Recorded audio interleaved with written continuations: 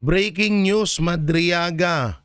Pinagtangkaan ng buhay sa loob ng kulungan.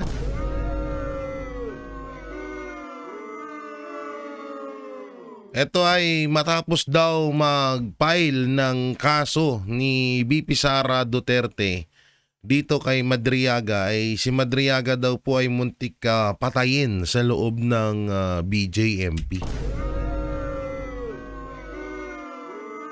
So titignan ho natin kung ito po ba ay fake news or kung totoo po ba. No, itong balitang ito at ito si Congressman Irice binakbakan si Sandro Marcos at si Marcos Jr. Tangina, palupit ng palupit ang mga nagaganap ngayon. Patindi ng patindi ang kaganapan sa mundo ng politics world.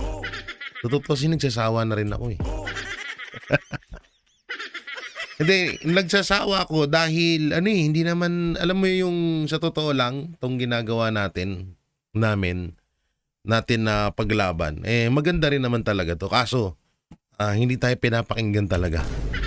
Kaya nga sabi ni Attorney Rowena Guanzon, dalawa lang ang pag-asa natin, ma-overdose or bumaba siya sa pwesto. At syempre, bago natin ito simulan, huwag niyo pong kalimutan na i-like and share itong video na ito at pakipollow po ang aking TikTok account na J Guevara at ang aking Facebook page sa JG Banateros at lahat ng social media platform ng Banateros Brothers at ng SMNI. So syempre, bago tayo mapunta doon, dito muna tayo, hindi pala natin napalitan ang kulay ng mahiwagang kahon. Palitan natin ng ano kayo maganda? Ano kayo maganda? Ito. Violet. Yan, di ba? May favorite color. So dito muna tayo. Ayan na nga, no? Ano yung inaatake mo ang aking ama? Sabi ni Congressman Libiste. Congressman Libistre, Edgar Libistre, Troy. Irice, inilahad ng di umano'y komportasyon at paninitan ni Presidential Son at Ilocos Norte Representative Sandro Marcos. Mr. Speaker, bakit kailangan questionin ng isang miyembro ng kapulungan ito ang aking talumpati? Kung may mali at kasinungalingan, bakit hindi ako diretsahin o debatihin dito mismo sa plenaryo? Aba, nagiging matapang na si Charis ngayon ha. Nangungumporta ka na ng mga matatandang congressman ha. Lumalakas na ang loob ni Charis Pempenko. Garabi. No, garabi ka, garabi. Iba ang tama mo, iba ang tapang mo ngayon. So mamaya papanoorin natin yung video na yan, no, para lubos yung maunawaan. Pero dito nga tayo at eto na nga. I truly want a trial because I want a bloodbath. Grabe to. Talagang bloodbath na ngayon ang nangyayari. At ang nakakalungkot lang dito, ang panawagan ng taong bayan ay pagpukusan kung sino talaga ang mga makulong, dapat ang mga mastermind sa mali-malitang pera at sa nawawalang pera ng taong bayan ngayon. Kaso umiikot lang po ang ating administrasyon sa mga Duterte. Walang kasawa-sawang Duterte.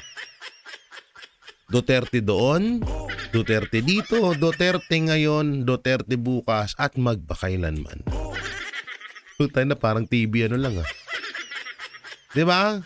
Imbis na pagpulungan ng mga senador, congressman, ang issue na pinoproblema natin ngayon kung paano natin maliligtas sa mga kababayan natin doon sa Middle East dahil sa gera ng Iran at Israel, nakatuon lang din lang naman, paulit-ulit lang silang nakatutok sa impeachment laban kay Vice President Sara Duterte. Grabe. Sobrang nakakasuka na talaga ang nangyayari ngayon. So eto pa.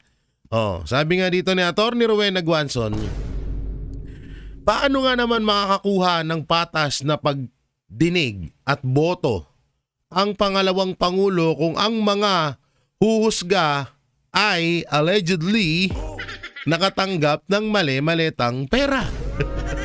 Tama naman. Allegedly. Di tsaka ano nga sobrang nakakagago lang. Ay buti na lang talaga marami ng ano ngayon yung mga kababayan natin, marami ng yung mulat sa ganitong larangan na hindi na basta-bastang nagpapaniwala sa mga ganito. Biruin nyo lahat ng umuusig sa impeachment, may iilan na nagpapanggap, pero bandang huli lumilitaw din. 'Di ba? At yung halos lahat na nag-uusig dyan sa impeachment na yan, puro against sa mga Duterte. Yung tatlong yan. 'Di ba? So paano nga naman, 'di ba? Paano uusad? Kaya sobrang nakakatawa silang panoorin. Tututusin, hindi ako nanonood ng mga to yung hearing sa Congress, hindi na ako nanonood dyan Kung hindi nga lang maganda yung sinabi ni Representative Marcoleta at ni Representative Erice, hindi ko papanoorin yun. Sa totoo lang.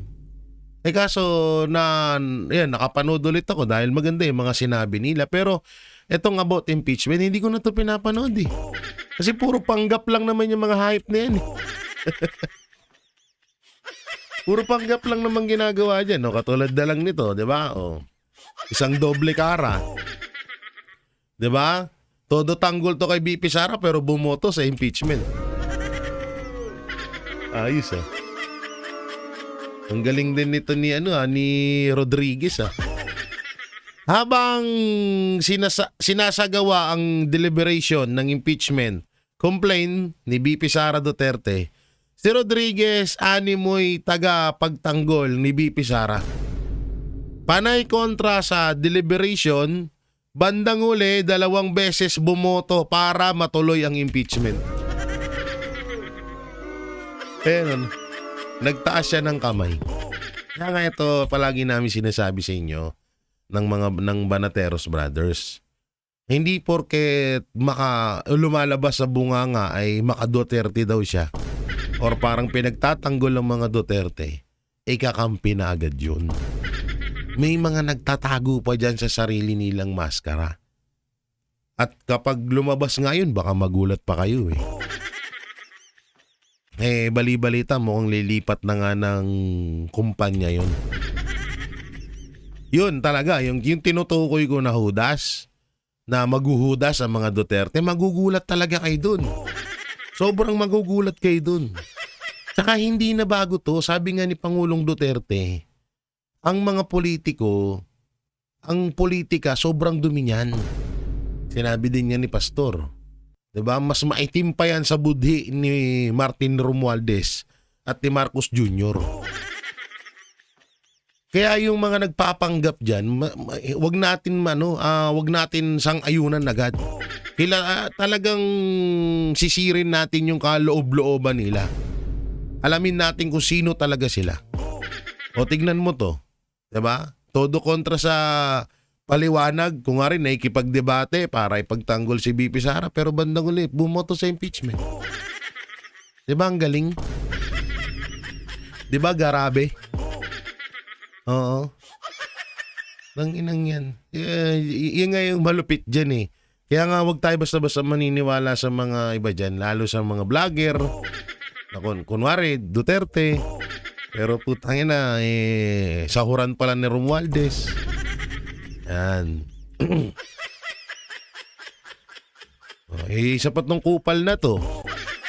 Abante, iginiit na hindi pamumulitika ang impeachment versus BP Sara. Ang pagdinig na ito ay hindi tungkol sa mga paksyon sa politika at tiyak na hindi ito tungkol sa ambisyon, sa ambisyong politikal ng sino mang maaaring tumakbo 2 taon mula ngayon. Kala mo talaga maniniwala kami sa kanya. Tigilan mo nga kami dyan, Abante, sa mga pinagsasabi mo. Tumanda ka na ng ganyan. Hoy, hindi naman kami pinanganak kahapon. Parang ngayon ka lang sumulpot tas di ka namin kilala, ulul. Hindi pa mumuliti ka. Putay na, ang daming problema sa bansa tas diyan kayo nakatuon tas hindi pa mumuliti ka, ulul. Tigil-tigilan nyo nga kami. Hindi naman kami pinanganak kahapon para utu-utuin nyo kami ng ganyan. Hindi pa mumuliti ka. Tarantado. Tumanda ka na ng ganyan gagawin mo pa kaming tanga. Tigilan mo nga yung mga ganyang mga ganyang pananalita mo. Hindi ito pamumuliti ka. Putang ina, halos kulang na lang araw-arawin niyo yung hearing niyo sa impeachment, hindi pamumuliti ka. Di hamak naman na mas maraming karapat. Sige nga. Paano mo may paliwanag to? Bibigyan kita ng malupit na eto. Bibigyan kita ng malupit na halimbawa. Sige nga. Kung ang pinaglalaban mo ay about impeachment at para sa bayan, Benny Abante, sana mapanood mo to at sagutin mo. No? Kung talagang ikaw ay para sa bayan at dahil dun sa sabihin na natin 600 million na binibintang nyo kay BP Sara, paano to? Abante, paano to? Ano yan? Minsan nga hindi nyo pinag-usapan yan dyan sa Congress Napag-usapan nyo ba to? Pinag-usapan nyo tong usapin na to? Yan? Babasahin ko ulit sa'yo para sa kaalaman mo lang. 141 billion GAA illegal insertion national budget. Libre mo 241 billion. 500 billion flood control. Sinabi ni Marcos yan sa zona niya na merong 5,500 na flood control. Yung iba ginagawa pa daw. Asan na? Kinabukasan nagbaha. Etong Maharlika funds. Asan na to? Nagbenta pa kayo ng ginto. Asan na to? 89 billion, 29 billion, 62 billion, 62 billion, 62 billion, 62 billion, 14.37 billion, small town lottery, Land Bank of PhilHealth funds, DBP, SSS, GSIS, asan na yan? Tapos sasabihin nyo, hindi kayo namumuliti ka? Ano pinaglalaban nyo kay BP Sara, yung 125 confidential fund? Doon nga nalaman yung laptop scam ni Saldico Gag. Kaya tigilan mo yung mga ganitong salita mo, kailan tumanda ka, tsaka ka nagkakalat ng dumi dito sa Pilipinas. Putangin na kasi to si Chairman George Garcia. Talo na to, ipinasok mo pa. Anak ng timang naman Hindi na to nanalo Pinasok mo tuloy, nagkakalat tuloy yung gurang dun sa Congress. Sorry. Gurang tuloy. Hindi, sa kanya lang po yun Malaki po ang respeto ko sa mga senior citizen dyan na patuloy na sumusubaybay sa Banateros Brothers and SMNI. At sa mga, syempre, sa mga Duterte. Malaki po respeto ko sa inyo. Yung sinabi kong gurang, ito tong kupal na to. Kung kailang, di ba kasi kadalasan yung mga matatanda, pag umidad na ng mga 50 o 40, ganun, sabihin natin 50 pataas, ang inaatupag niyan, puro pagdarasal na. Yan puro pagbabalik na ng parang pagpapahingi ng kapatawaran. Partida, pastor pa to Tapos ang timang na to, kung kailan tumanda, tapos natalo na kasi binalik pa. Kung kailan tumanda, tsaka nagkalat ng kabubuhan dyan sa Congress. Bakit kabubuhan? Sabi mo, hindi pa mumuliti ka ginagawa nyo. Halos araw-arawin nyo na yung hearing nyo sa impeachment laban kay BP Sara. Di hamok na mas deserve ni Marcos Jr. na ma-impeach kaysa kay BP Sara Duterte. Kaya tigilan mo kami Tigil-tigilan mo yung kagaguhan mo. Hindi ka na nakakatuwa. Isa pa to. Nakalagay dito, Bicol Saro Party List, Representative Terry Ridon, aka Kokey. Kung ano-ano binibintang niya kay BP Sara. Papatungkol sa Salin, di ba? Papatungkol sa, dati from 18 million daw, ang Salin ni BP Sara ay umabot daw ng 88.5 million in 2024. O ngayon, Terry Ridon, ito yung katanungan dyan. Kahit sabihin na natin, pasinungalingan na natin na 88 million pesos ang pera or ang ano ni BP Sara. Sabihin na natin, sige. Bakit etong mga to hindi mo sinisita? Marami pa yan, ha? Romualdez at Big Six yan. Mga kasamahan mo to lahat, oh. Romualdez nasa 3.465 billion. Saldico 1.55 billion. JJ Suarez nasa 2. Tingnan nyo, sobrang laki ng kinalalamang, oh. From 315 million to 3 billion. Hindi ko na babanggitin yun, no? From million to billion. Sino mas mataas sa million tsaka sa billion, aber? Ito, ang dami, oh. Ito pa, Ridon. Ridon, ayan pa, oh. Ayan pa. Bakit ito, hindi mo sinisita? Takot ka. Kay Bossing, baka matulad ka kay Saldico. Okay. Kaya huwag kayo masyadong magpapaniwala mga banateros, mga kabiyaya. Dito pa lang, tingnan mo tong Big Six na to. Tanggalin na natin si Romualdez. Di hamak tayo na. From 299 million, biro mo magkakaganyan ka ng network.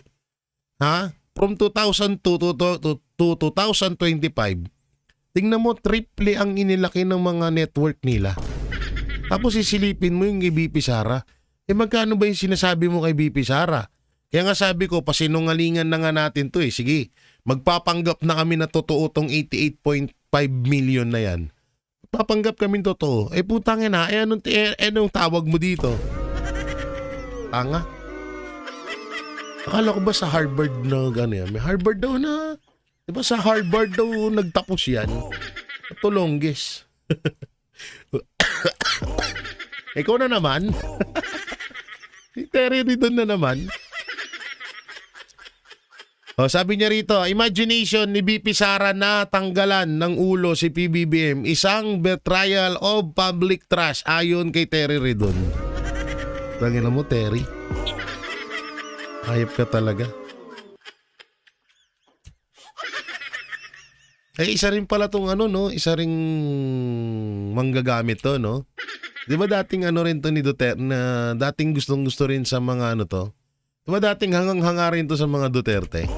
Di ba? Hindi ba ako nagkakamali? Si Terry Ridon. Pag pera talaga usapan, ang daming mga taong biglang nagbabago. Puta na si Chua. Buhay pa pala to. Buhay ka pa pala ka. Oh my G. Oh my goodness. You eating my nerve. Buhay ka pa pala. Ang pagbabanta ni BP Sara kay BBM First Lady at kay Martin Romualdez ay maliwanag na pagtataksil. Kanya-kanya silang pahayag no?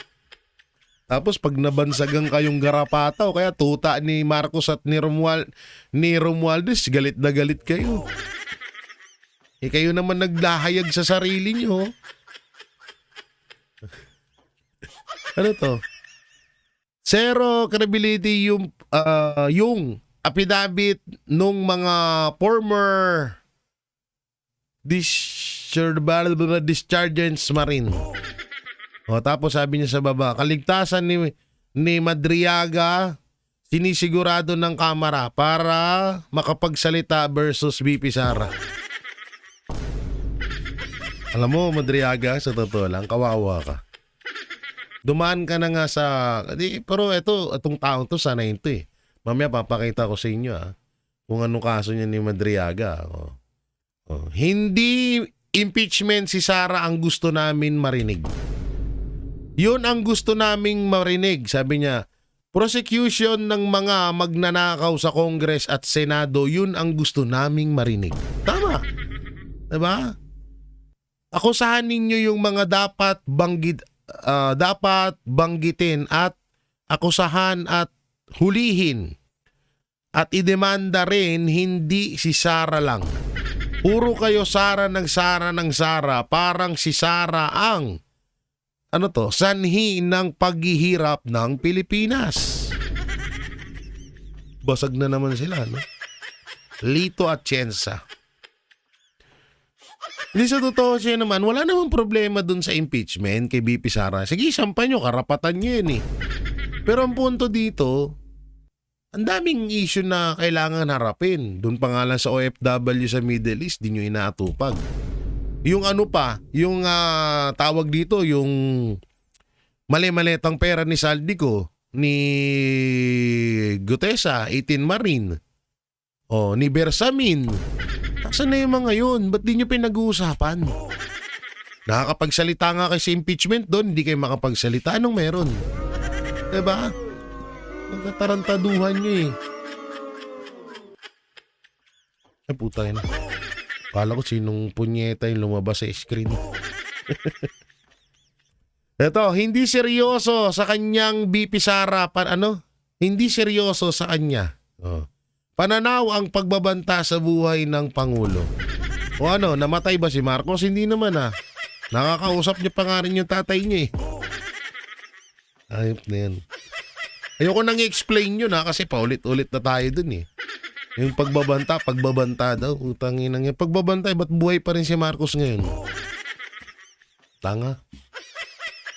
O ito, sabi na Atty. Rowena Guanzon, paano nga naman makakakuha ng patas na pagdinig at boto ang BP kung ang mga humuhusga allegedly nabasa na pala natin to. Nabasa na natin to kanina. So dito tayo. Ano to? This committee is not a forum of fantasy.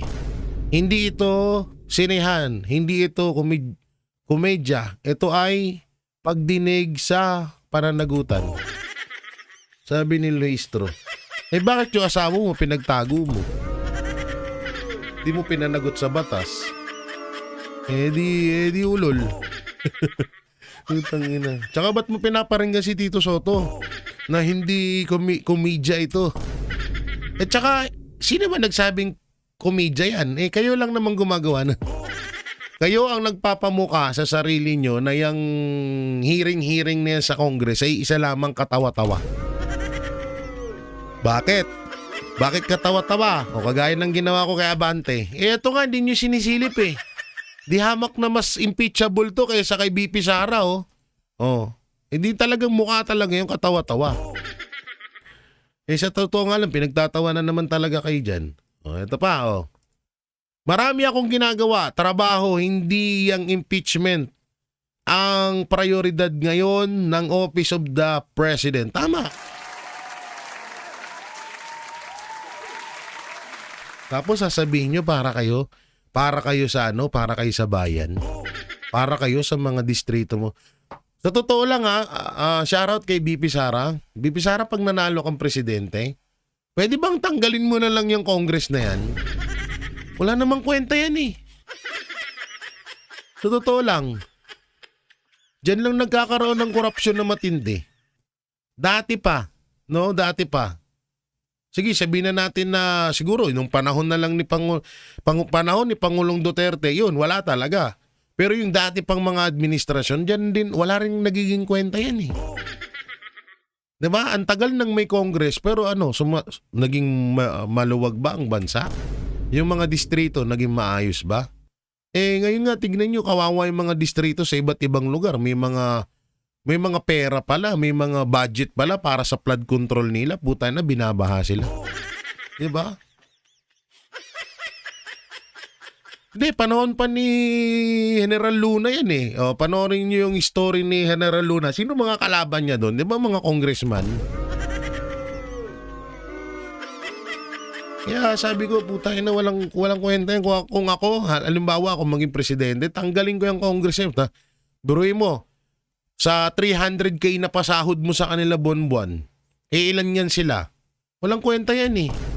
Pero kung Senado at presidente, vice-presidente lang, okay, walang problema. Diba? Puta na, dagdag pasahurin pa yung mga putang inang yan. Galit yan. At eto na nga, BP Sara nagsampa ng perjury complaint laban kay Ramil Madriaga. Dumating si Vice President Sara Duterte sa Office of the City Prosecutor ng Taguig upang personal or formal na magsampa ng perjury complaint laban kay Ramil Madriaga. Kasama niya ang paghain ng reklamo ang kanyang legal counsel ni si Attorney Paulo Panelo. So dahil dyan may fake news. Oo, at naglabasan na nga, no? Ito nga yung katanungan doon kanina sa sinasabi ni Luistro. Paano naging bagman ni BP etong taong ito? Nakakulong, balita ko, sa Chinese nagtatrabaho to. Tas leader ng kidnap for ransom group. Baka pinangakuan din to na pardon gaya ni Motabato. Sino Motabato? Sino Motabato? Hindi kaya naman 'di ba? Alam nyo, yung AJK, ano ba yung interview doon? Di ba mga preso? Si Dilima, si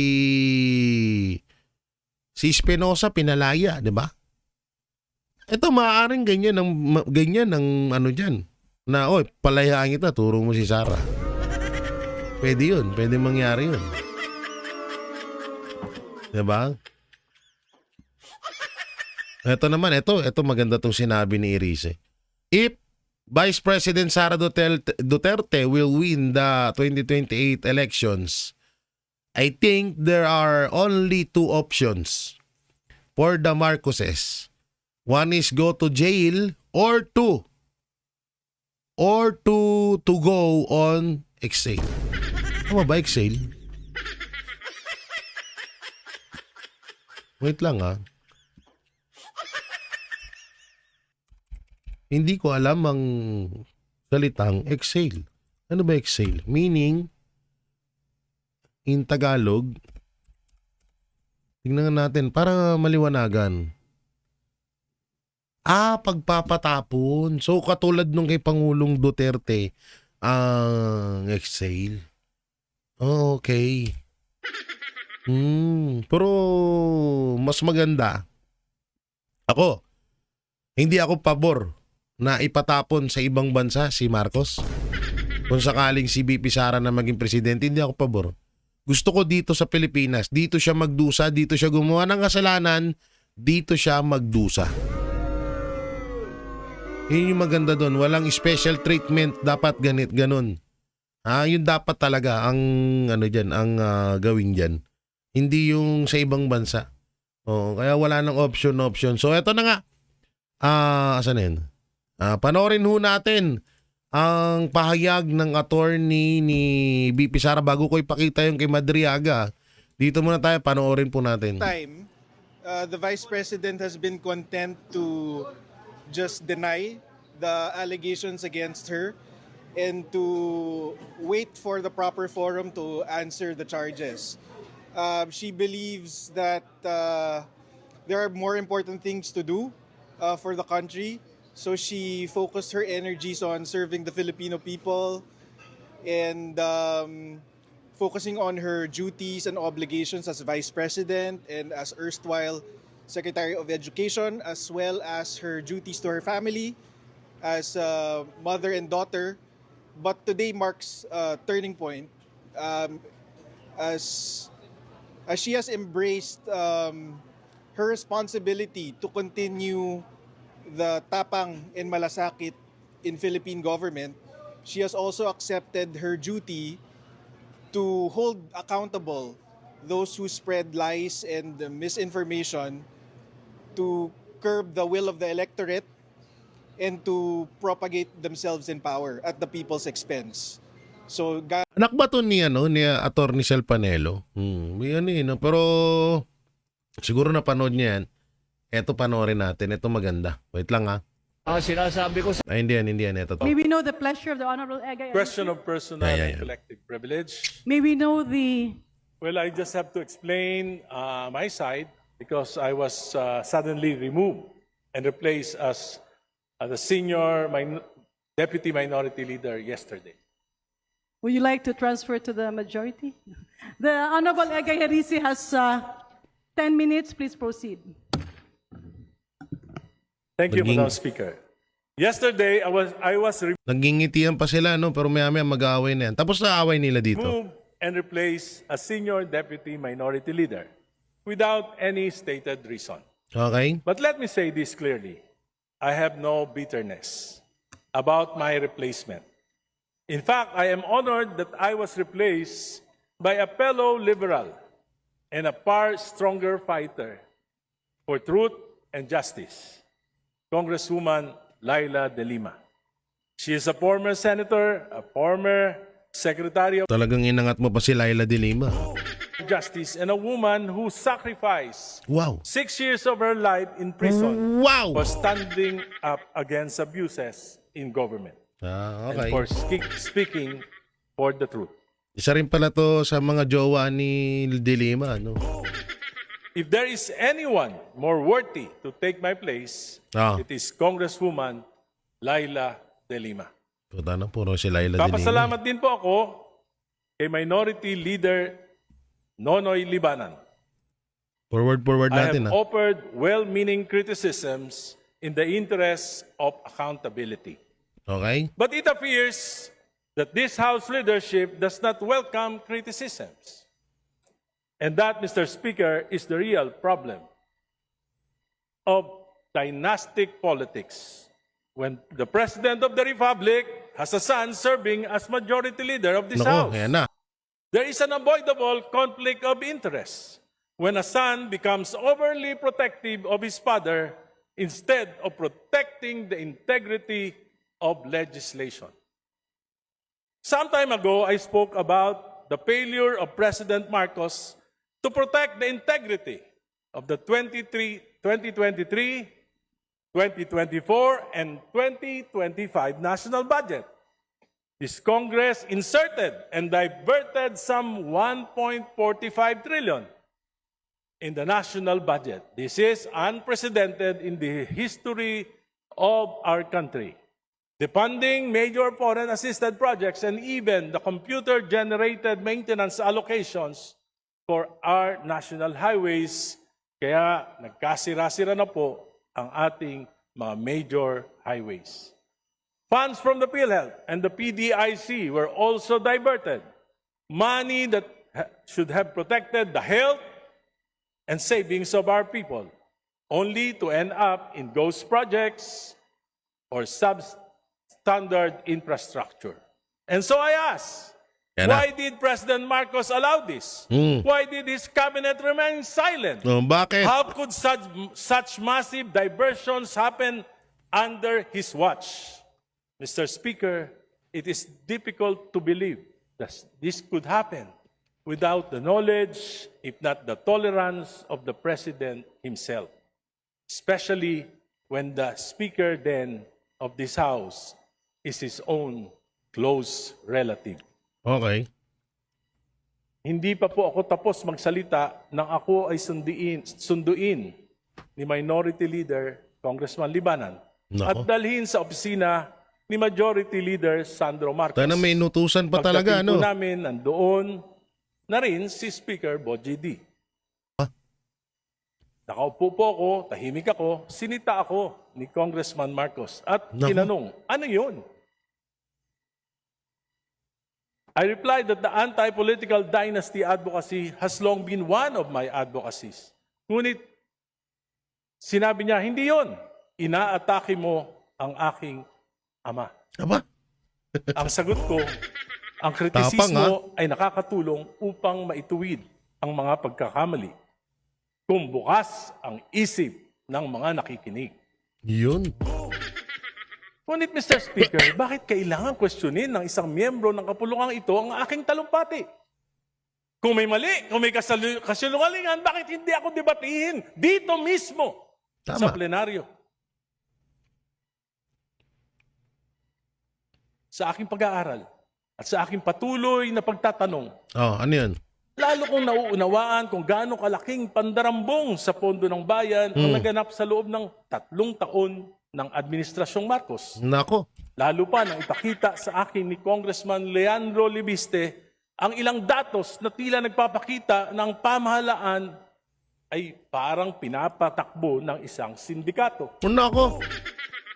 I intend to discuss this further in a separate privileged speech. Nako. Mr. Speaker, every day I pray to the Lord to give me the courage and wisdom of discernment on what I should do with the responsibility entrusted to me. Madali sana para sa akin ang manahimik. Madali sana para sa akin na sumabay na lamang sa agos upang masiguro na mas tahimik ang buhay at baka manalo pa uli ako sa eleksyon sa 2028. Yun. Madali sana para sa akin na itigil na ang laban na ito na maaring tawagin ng iba na recklessness at padalos-dalos. But there is a greater calling, something that I cannot ignore, no matter how inconvenient it may be for me and for my family, something that I cannot close my eyes.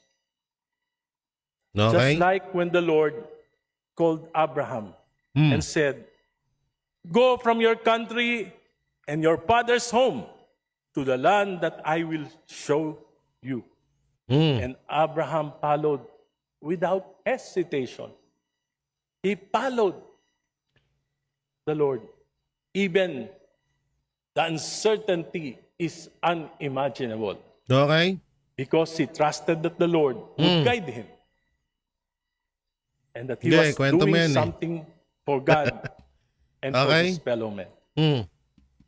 For me, what I'm doing is a bit risky. Oh. But that would already be Amerikano yan, puro an English ah. honorable life to live despite all my weaknesses. Oh, wow. Ang mga politiko talaga, no? 2 weeks ago, Okay, 2 weeks may ago. isang kabinete Ah. ang kinausap ako. Sino yan? Sino yan? Sinabi sa akin, Egay, Egay. ang tingin ng Malacanang, Sara Duterte ka. Aba. DDS na agad. Sabi ko po, nung panahon ng mga Duterte, ako po yung kauna-unahan na nagsalita laban sa war on drugs. Tinanggalan pa nga ako ang distrito ng aking pondo ng 1 taon. Pero sila, Presidente Marcos, they enabled Duterte. Si Speaker Romualdez, Majority Leader, he enabled the war on drugs. Yung mga kasama natin na nagpo-prosecute ngayon kay Putang Duterte, ina. they enabled war on drugs. Nasa Ako pool po, sila dun. nakipaglaban. At hindi ko po nilalabanan ang dinastiya ng Marcos lamang. Dinalabanan ko rin ang dinastiya ng mga Duterte sapagkat alam ko na ang punot dulo ng korupsyon dito sa ating bansa ay ang pataba at ngayon mabubundat ng mga political dynasty. Yan, mga kasamahan mo dyan. Baka isa ka na nga rin dyan eh. Sinabi ko po, sabi sa akin, Ah, Egay, yung mga Egay. salita mo nakakapagpalakas kay Sara Duterte. aba.